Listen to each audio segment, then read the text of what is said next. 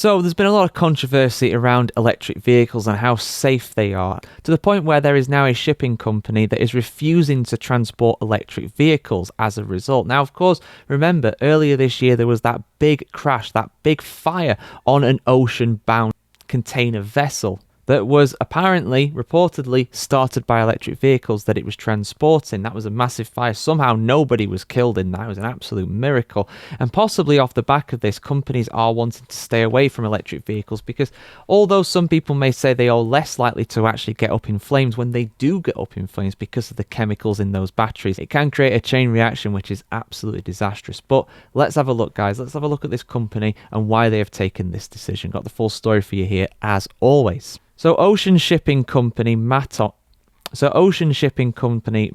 has refused to transport any more electric vehicles on its ships after the morning Midas disaster, the one I mentioned before in Alaska. The company believes that the risk of an electric vehicle fire is something that can very much happen again, and they'd rather not be caught up in it. But interestingly, there has not been an official cause for the Midas disaster identified. We don't know what caused it. There were electric vehicles on board. There were also internal combustion vehicles as well, but the leading theory is that it was an electric vehicle fire that started it.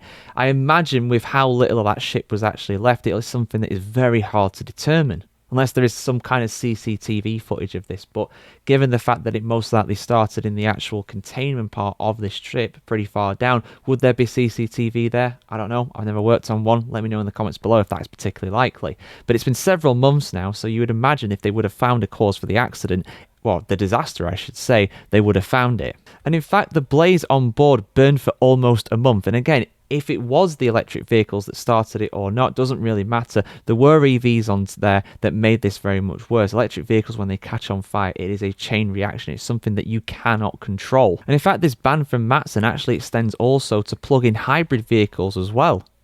Not just electric vehicles. They're also refusing to transport them in future too. Their main fear stems from lithium-ion batteries, which is understandable given what happened. The company released an official statement on this decision as well. They said, and I quote, "Matson continues to support industry efforts to develop comprehensive standards and procedures to address fire risk posed by lithium-ion batteries at sea and plans to resume acceptance of them when the appropriate safety solutions meet our requirements can be implemented."